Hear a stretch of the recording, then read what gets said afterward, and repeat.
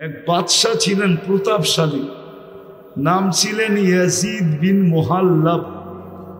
মুসলিম বাদশাহ, মালিক ইবনে দিনার রহমতুল্লাহ আলাইহির জামানায় বড় আল্লাহওয়ালা ছিলেন। মালিক ইবনে দিনার ওলামারা চিনে, তো উনি ওনার দিকে একটু বাঁকা চোখে দেখছিলেন, বাঁকা চোখে।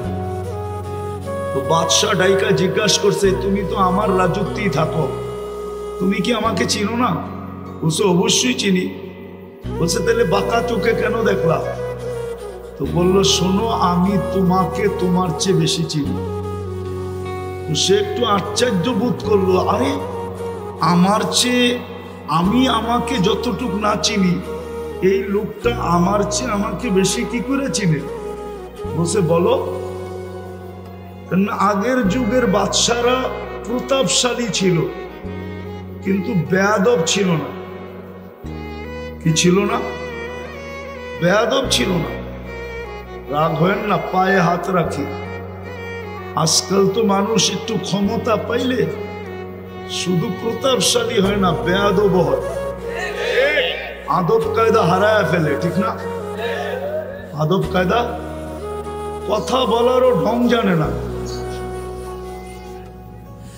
তো বাদশাহ জিজ্ঞেস করলো, তুমি আমাকে আমার চেয়ে বেশি কিভাবে চিনো? তো মালিক ইবনে দিনার রহমতুল্লাহ আলাইহি বলতেছিলেন, আমা কানা আউয়ালুকা নুতফা, তোমার উৎস কি বীর্য ছিল না? তোমার তৈরি তো বীর্য থেকে, ঠিক না? আরে কি সত্য তো? দুর্গন্ধময় নিকৃষ্ট একটা পানি থেকে। তো বলছে পালা, অবশ্যই। বলছে আখেরুকা জিফা, তুমি মরে গেলে ফুলন্ত ফাটন্ত দুর্গন্ধময় একটা লাশ হবে না? বলছে বালা, অবশ্যই। বলছে বাইনাহুমা তাহমিলু কাদিরা, এই দুইয়ের মাঝে তুমি আর আমি একটা পেশাব পায়খানার টুকরি না? টুকরি বোঝেন? টুকরি পেটের ভিতরে কি? আরে বলেন না, পেশাব পায়খানা না? বুড়িতে কি আছে? মনে হয় ভালো ভালো খাওয়ান আছে, পেশাব পায়খানাই তো, ঠিক না? তো মা ইয়াজিদ বিন মুহাল্লাব বলতেছে, আরাফতানি হাক্কা, তুমি আমাকে চিনছো। এই চামচগুলো একটাও আমাকে চিনে না।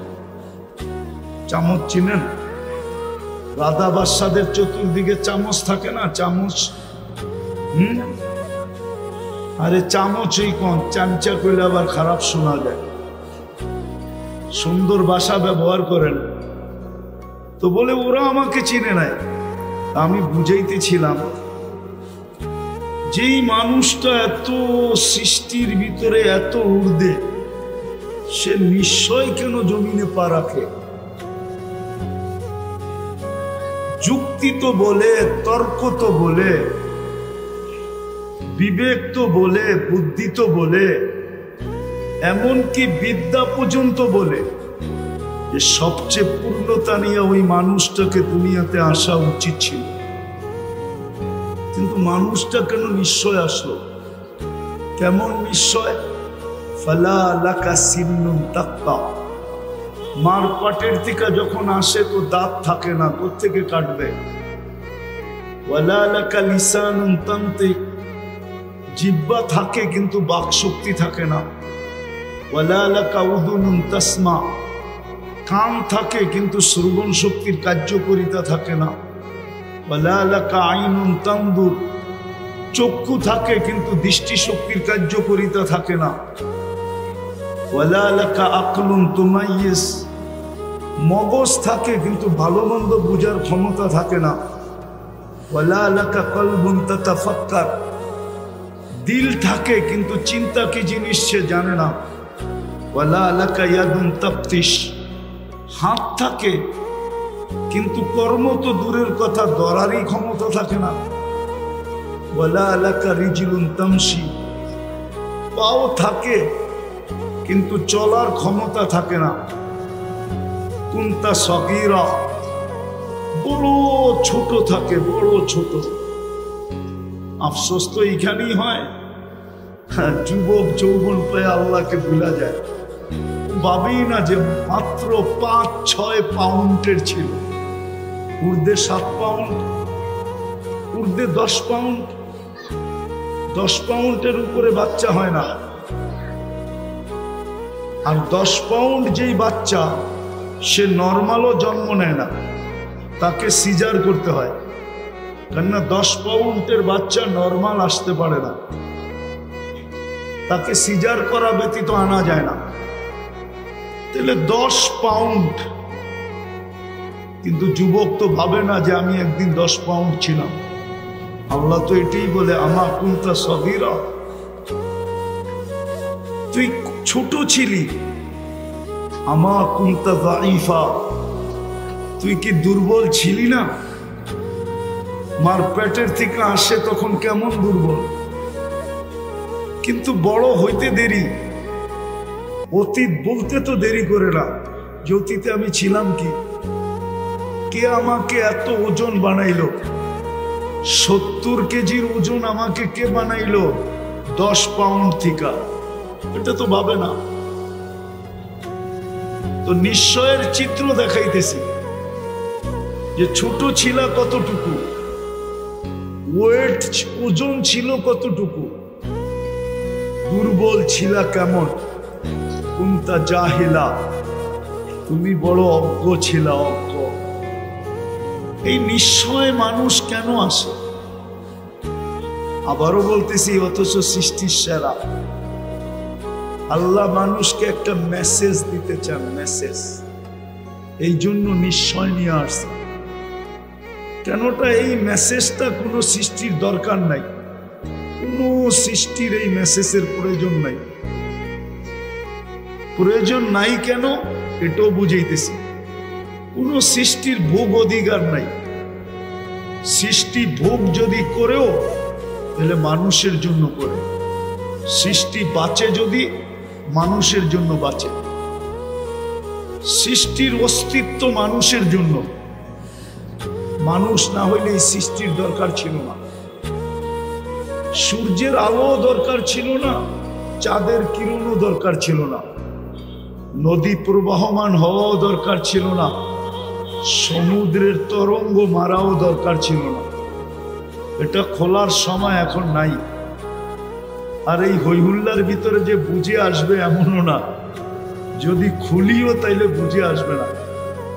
এটার জন্য খুব নির্জনতা চাই, খুব ধ্যান চাই, তাইলে হয়তো বুঝে আসতে পারে যে সব সৃষ্টি মানুষের জন্য। সব সৃষ্টি মানুষের জন্য। মানুষ না হইলে কিচ্ছু হইতো না, কিচ্ছু প্রয়োজনও ছিল না। তো যেটা বুঝাইতেছিলাম, মানুষ নিশ্চয় আসে কেন? শুধু একটা মেসেজ দেওয়ার জন্য। এই মেসেজটা কোনো সৃষ্টির দরকার নাই, প্রয়োজন নাই। এই জন্য সব সৃষ্টিকে আল্লাহ পূর্ণতা দিয়ে অস্তিত্ব দেন। শুধু ওই মেসেজটা বোঝার জন্য মানুষকে নিশ্চয় অস্তিত্ব দেন, নিশ্চয়। শুধু একটা মেসেজ বোঝানোর জন্য। আর মেসেজটা এই জন্য বুঝাইতেছিলাম, কোন সৃষ্টির ওই মেসেজের প্রয়োজন নাই। কেননা ভোগ অধিকার নাই। কোন সৃষ্টির জীবনের ফলাফল নাই, প্রতিদান যাকে বলে, প্রতিদান নাই। কোন সৃষ্টি প্রতিদান পাবে না। এমনকি ফেরেশতা পর্যন্ত প্রতিদান পাবে না। কোন সৃষ্টি জান্নাত জাহান্নামে যাবে না। শুধু একমাত্র মানুষই জান্নাতে যাবে, জাহান্নামে যাবে। উকুদুহান নাস ওয়াল হিজারা, কুরআন বলে শুধু মানুষ জাহান্নামের ইন্ধন হবে। এই জন্যই মানুষটাকে মেসেজ দেওয়ার প্রয়োজন ছিল। এই জন্য আল্লাহ নিশ্চয় অস্তিত্ব দিয়েছেন। যদিও মানুষ ভাবে না, এটাও মানুষেরই স্বভাব। এটাই মানুষের স্বভাব। জিতার আগে একরকম, জিতা গেলে আরেক রকম। জিতার আগে পাও ধরতে পারে, আবার জিতার পরে যার পায়ে ধরছে তারে ফুটবলের মতো লাথিও দিতে পারে। এটা মানুষের স্বভাব। কোরআন বলতেছে, কোরআন, আমি না। কুতিলাল ইনসানু মা আকফারা। নাইলে একটা কথা বোঝেন, এটা তো স্বীকার করি হায়াত কার হাতে? আল্লাহ। মৌত আল্লাহ। সুস্থতা আল্লাহ। অসুস্থতা আল্লাহ। সর্বকিছু কার হাতে? আল্লাহ। যেই মানুষটা বলে আল্লাহ ডাকলে ও মসজিদে যায় না কি করে? আচ্ছা বলবেন মসজিদটা ছোট, এত মানুষের সংকুলন হবে না। বলুক এই কাউন্টারে জামাতে দাঁড়ায় কিনা, নামাজ পড়ে কিনা, অথবা এই রোডে দাঁড়ায় কিনা বলেন। কয় পার্সেন্ট মানুষ নামাজ পড়ে? তাহলে বোঝা গেল মানুষের মতো অকৃতজ্ঞ কোনো প্রাণী নাই। বিশ্বাস করে যে মৌত আল্লাহর হাতে, মৌত হায়াত আল্লাহ। নাইলে প্রবাদ বাক্য কেন আসলো, রাখে আল্লাহ মারে কে? এ তো মিডিয়ালারও লেখে মাঝে মাঝে যে রাখে আল্লাহ মারে কে, মারে আল্লাহ রাখে কে। বিশ্বাস তো করে, কিন্তু আল্লাহ ডাকলো, কে ডাকলো? আল্লাহ। আজান কার ডাক? আল্লাহ। আল্লাহ ডাকলো। ও বিশ্বাস করে আমার হায়াত আল্লাহর কাছে হাতে, মৌত আল্লাহর হাতে, আমার কর্ম আল্লাহর হাতে, আমার সুস্থতা আল্লাহর হাতে, আমার এভরিথিং আল্লাহর হাতে। বুঝলাম নাস্তিক যারা ওরা মানে না, কিন্তু আমরা তো নাস্তিক না।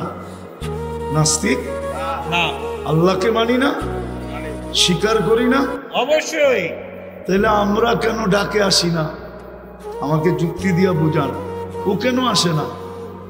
তাহলে বোঝা গেল আল্লাহর কথা সত্য। মানুষ তোর চেয়ে অকৃতজ্ঞ কেউ নাই। মানুষ সবচেয়ে অকৃতজ্ঞ। কুতিলাল ইনসানু মা আকফারা। অকৃতজ্ঞতা মানুষকে খায়া ফেললো। এই জন্য আল্লাহকে ডেলি ধ্বনি দিতে হয়, ধ্বনি। কোরআনের মাধ্যমে আল্লাহ প্রত্যেকের কানে ধ্বনি দেন, আওয়াজ দেন। মা গর্রাকা বিরাব্বিকাল কারীম। দয়ালু আল্লাহর থেকে তোকে বিমুখ করলো কে? এত দয়ালু আল্লাহ। চলেন দয়ার একটা দৃষ্টান্ত দেখাই, দয়ার একটা দৃষ্টান্ত দেখাই। এক কোম্পানি নিয়ে আসেন এখান থেকে আমাকে, যে কোনো প্রতিবন্ধীকে চাকরিতে রাখছে। অনেকগুলা কোম্পানি, ওই মাথা থেকে এই মাথা পর্যন্ত পরিবহনের, ঠিক না? একটা কোম্পানি নিয়ে আসেন, সে একজন প্রতিবন্ধীকে কর্মচারী হিসাবে রাখছে, মাসের শেষে তাকে একটা বেতন দেয়। এই মনে করা যে সে প্রতিবন্ধী, কি করে খাবে? আল্লাহ আমাকে অর্থ দিছে, আমি একজন প্রতিবন্ধীকে কর্মচারী হিসাবে রাখলাম। ও বলতেছে একজন রাখছে। একজন প্রতিবন্ধী বাংলাদেশে? হ্যাঁ, যদি প্রতিবন্ধীকেই এরকম বিত্তশালীরা, মার্কেট মালিক, দোকান মালিক, পরিবহন মালিক, মেল ফ্যাক্টরিওয়ালারা রাখতো, তাহলে বাংলাদেশে আর প্রতিবন্ধী আলাদেরকে কি অটো চালাইতে হইতো না, অটো চালাইতে হইতো না, ঠিক না? হ্যাঁ, আর প্রতিবন্ধীদের সুবাদে ভালো লোক অটো নিয়ে নামতো না, ঠিক না? অটো তো আগের থেকেই নাই, পরে নামবে কোত্থেকা? আর ঘুরতে ঘুরতে আজকে আন্দোলন পর্যন্ত গড়াইতে হইতো না।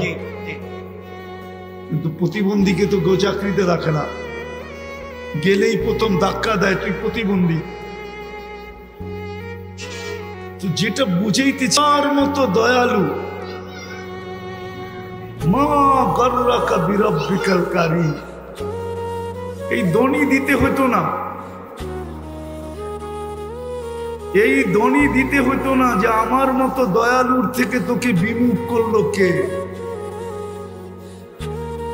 তুই সারাদিন বিমুখ থাকা সত্ত্বেও, আমার হাতে হায়াত থাকা সত্ত্বেও, আমার হাতে মউত থাকা সত্ত্বেও, এভরিথিং আমার হাতে থাকা সত্ত্বেও আমি তোর ডাকি বলে ডাকি আমি, তুমি সাড়া দাও না।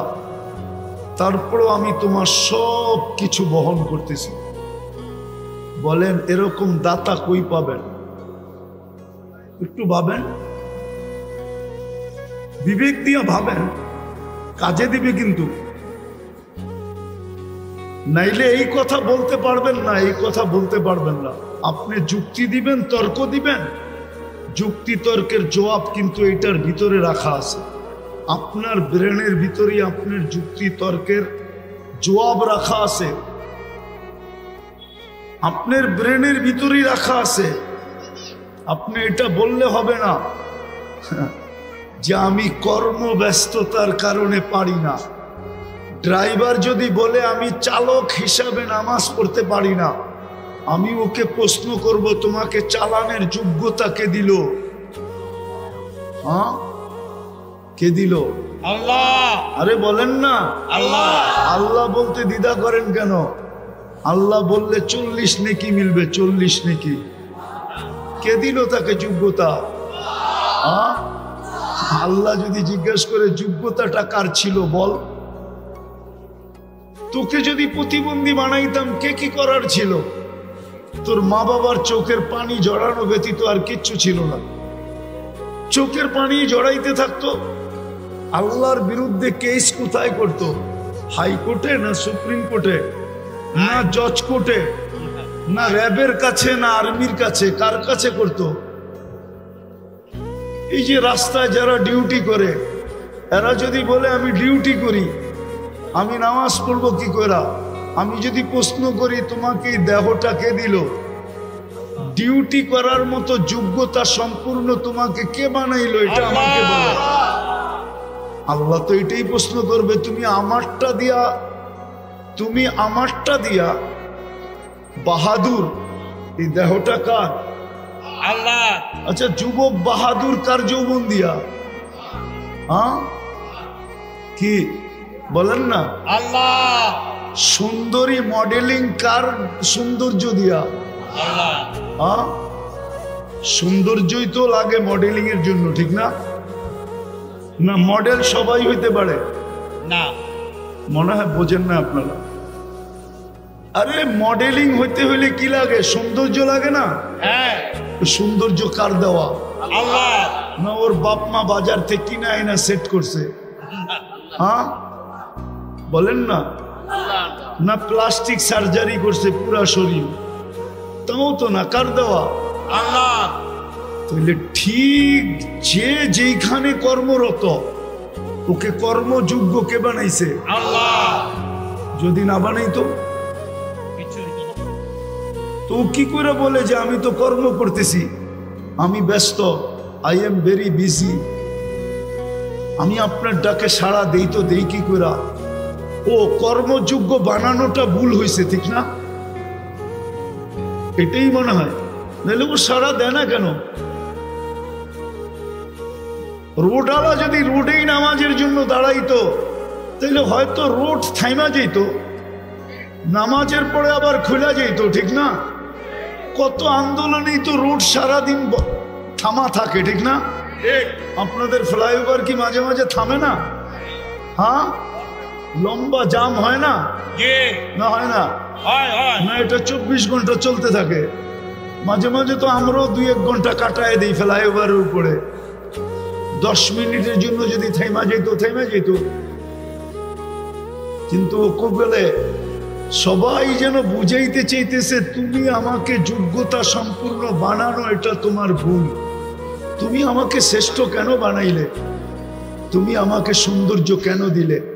তুমি আমাকে কর্মযোগ্য কেন বানাইলে? যুবকও যেন বুঝাইতে চায় আমি আকর্ষণের পাত্র কেন বানাইলাম? আমাকে তৃতীয় লিঙ্গ বানাইতা তাই ভালো ছিল, মানুষ দেখতো আর খালি হাততালি দিত।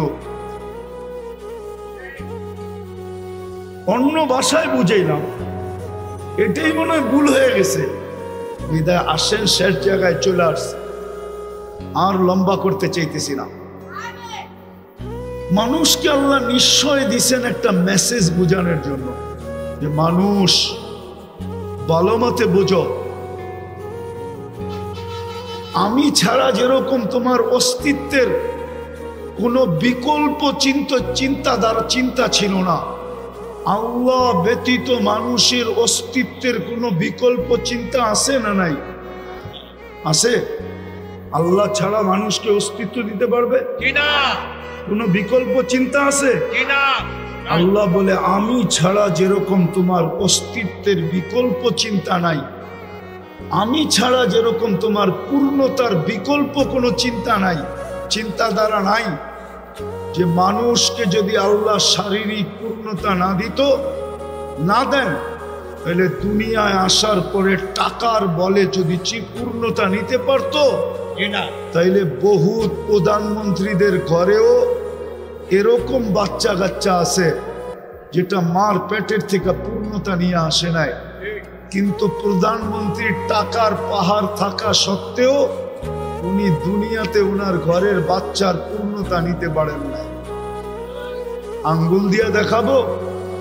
2-4টা দেখানো যায়, নাম সহ দেখানো যায়, নাম সহ। পূর্ণতা নেওয়ার কোনো সুযোগ নাই। তো আল্লাহ বুঝাইতে চাইতেছেন, আমি ছাড়া তোমার অস্তিত্বের যেরকম কোনো বিকল্প চিন্তাধারা নাই। মানুষ চিন্তা করছিল, চিন্তা যে মার পেট ছাড়া টেস্ট টিউব বেবি বানাবে, টিউবের ভিতরে বানাবে, টিউবের ভিতরে, মার পেট ব্যবহার করবে না। কিন্তু বিজ্ঞান বানাইছিলেন, কিন্তু পরে দেখছেন যে এটা দিয়ে কোনো কর্ম করা যাবে না।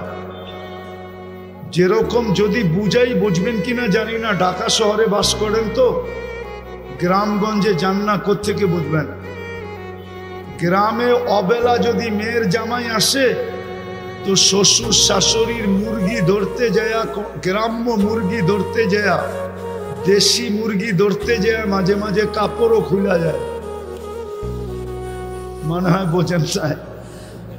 আর পোল্ট্রি যেটা ফার্মের, ওইটা নড়ে আর চড়ে, নড়ে আর ওইটা না হাঁটে না দৌড়ায়, ও বইয়েই থাকে, ঠিক না?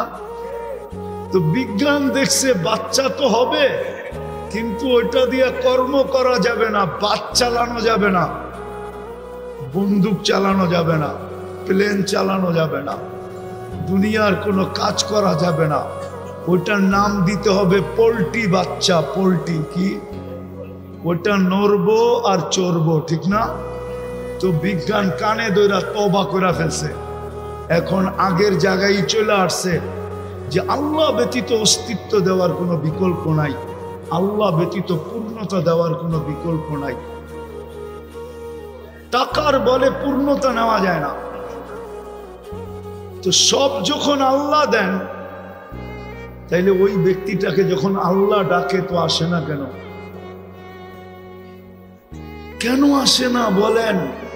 এই জন্যই তো বলছে মানুষের মতো অকৃতজ্ঞ কেউ নাই, নিমক হারাম কেউ নাই। মানুষের চেয়ে নিমক হারাম কোনো জাতি নেই, মানুষের চেয়ে অকৃতজ্ঞ কোনো জাতি নেই, মানুষের চেয়ে কপাল পোড়া কোনো জাতি নেই। বরং দেখা যায় মাঝে মাঝে কিতাব ঘাটলে দেখা যায় মানুষের চেয়ে নিকৃষ্ট কেউ নাই। শুকরও মাঝে মাঝে সকালবেলা ঘুমের থেকে উঠা বলে, মালিক চোখটা খুলবো, কিন্তু কোনো বেনমাজির উপরে যেন দৃষ্টিটা না পড়ে।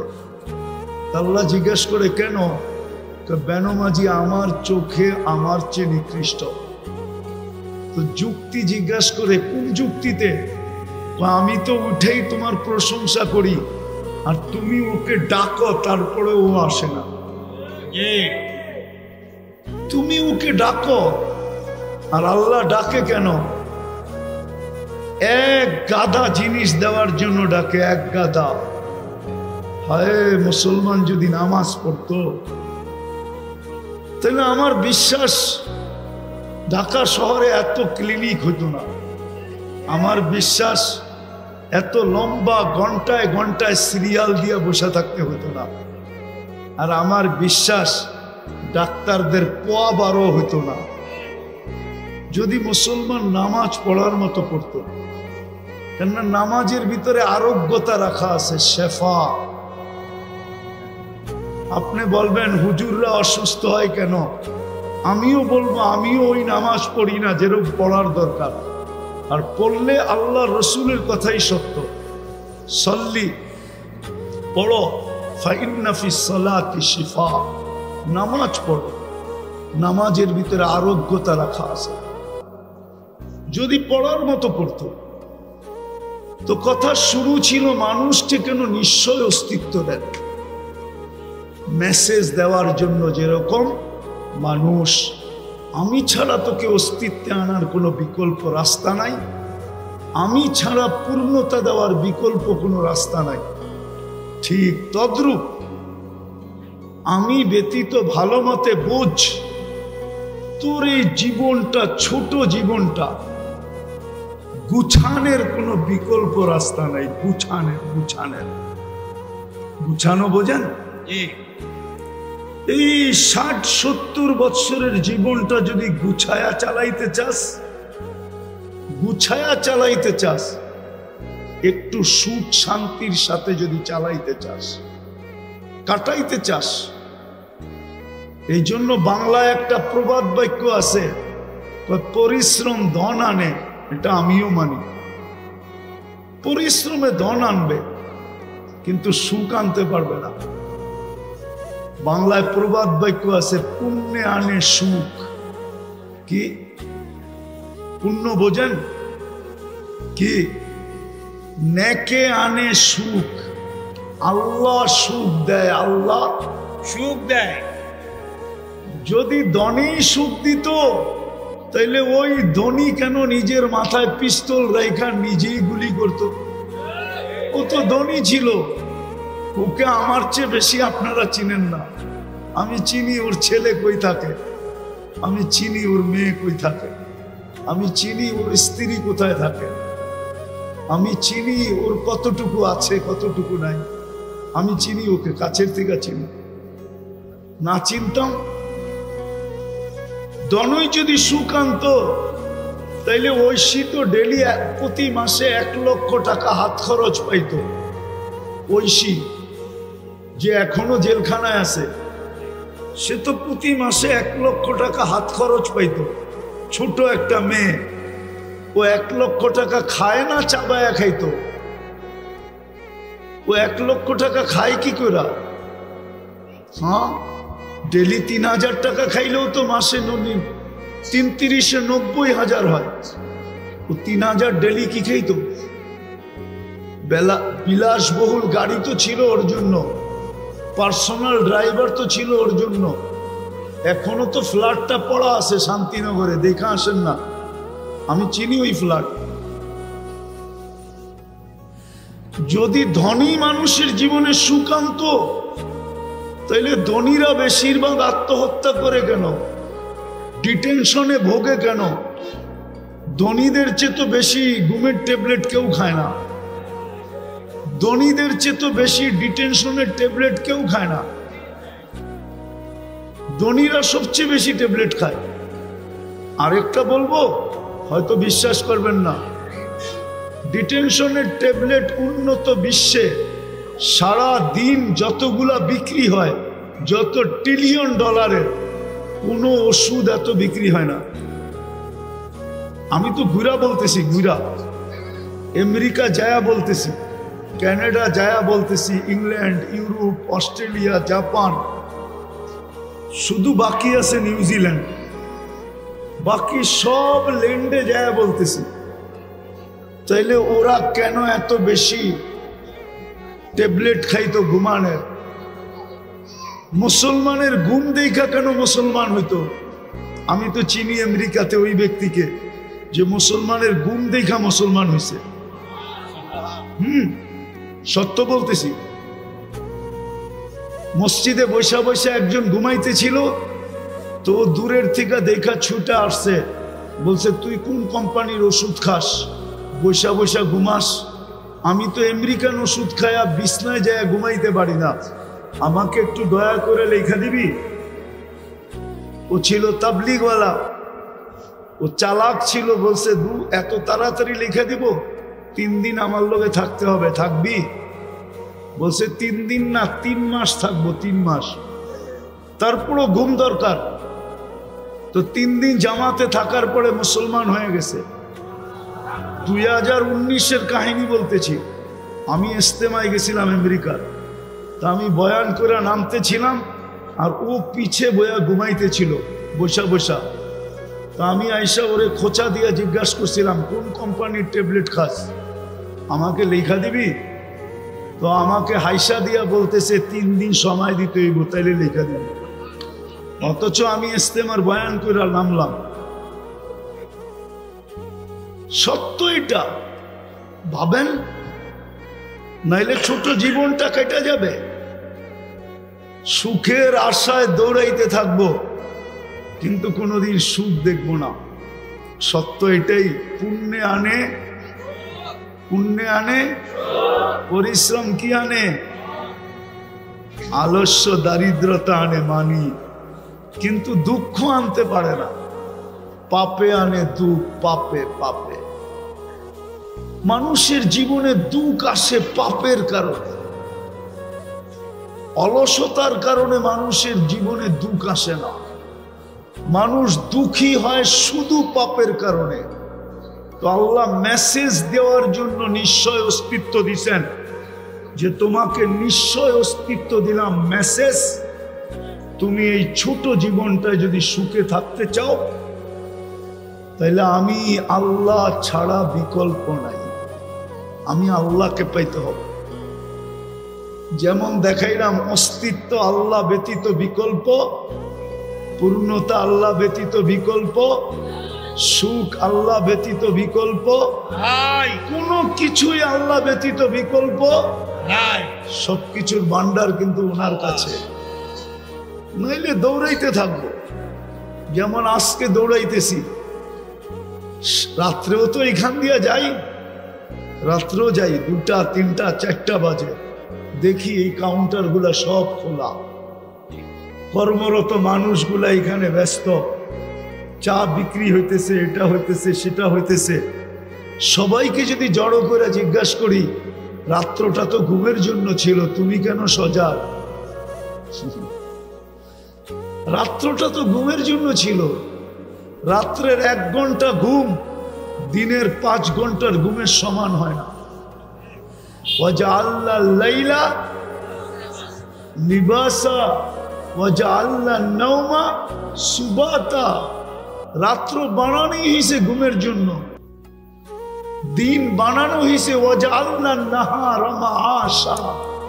দিন বানাইছি আমরা কর্মের জন্য, কিন্তু সাইদাবাদ তো 24 ঘন্টা কর্ম করে না, করে না? 24 ঘন্টা কর্ম করে। যদি জিজ্ঞাসা করি কর্ম করো কেন, আচ্ছা বলেন, লাউড স্পিকার বাইরেও খোলা আছে, শীত তো শুরু হয়ে গেল, ঠিক না? 2 দিন পরে কনকনে হবে, ঠিক না? এই কনকনে শীতের রাত্রে ল্যাব গায়ে দিয়া 2 জনে ঘুমানো সবচেয়ে মজা। 2 জন বলছি, কিন্তু ল্যাব গায়ে দিয়া 2 জনে ঘুমানো সবচেয়ে মজা না সাইদাবাদের কাউন্টারে বইয়া টিকিট